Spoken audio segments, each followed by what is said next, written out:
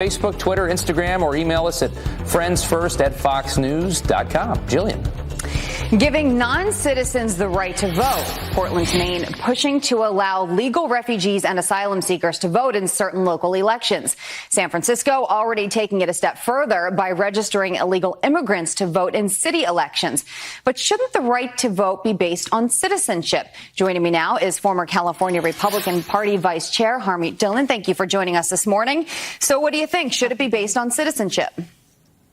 Well, of course it should. I'm a legal immigrant to this country, and throughout the United States, there's only a handful of cities that allow non-citizens to vote. And the reason why people are opposed to this is that, there's obviously a difference when you're able to make a commitment to this country, take an oath to this country, and put this country's interests first, which you can't really do if you have a divided loyalty. And, of course, in San Francisco, where I live, we're taking it one step further with allowing illegal aliens to register to vote starting this month.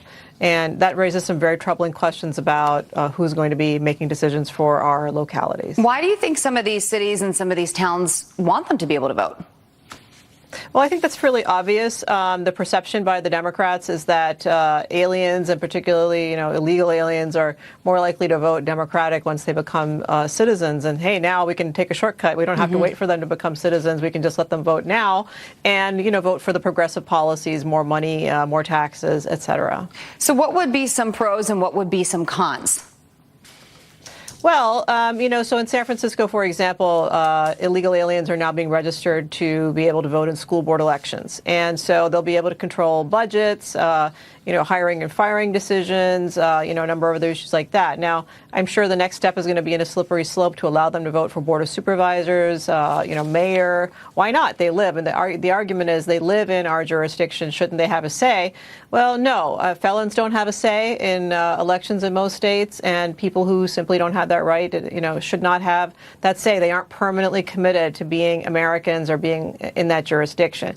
Portland is looking at allowing people who are here, quote unquote, legally temporarily. But in fact, most asylum applicants do not get approved, and many of them are fake from some of these countries. So the push is really by a city councilman there who's a legal alien originally himself from Ghana, who wants this. So, ultimately citizens, I think, have to really fight this and say that we want people voting in our elections who are here, committed to the U.S., sworn to uphold our Constitution and allegiance to our flag only, and not people who are citizens with divided allegiance to other jurisdictions. So what would your message be for some of these community members, who may have questions?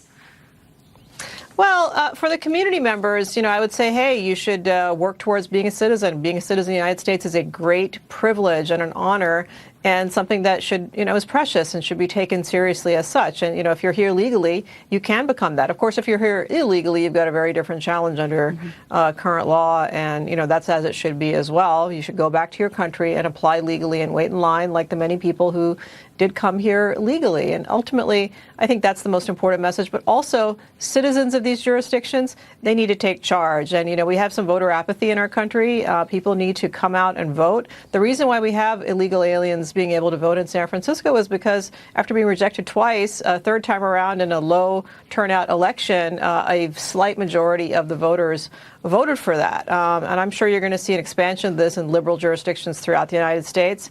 Naturally, people who are here with less of a stake are going to be more interested in voting for more benefits for themselves, more support for legal and illegal aliens and so forth. Harmeet Dhillon, thank you for your time this morning. We appreciate it. Have a good day. My pleasure. It is 20 minutes until the top of the hour. Hateful rhetoric from the Democrats forcing many from the party to walk away. Up next, the Vietnam veteran who did just that and says it was the best decision of his life.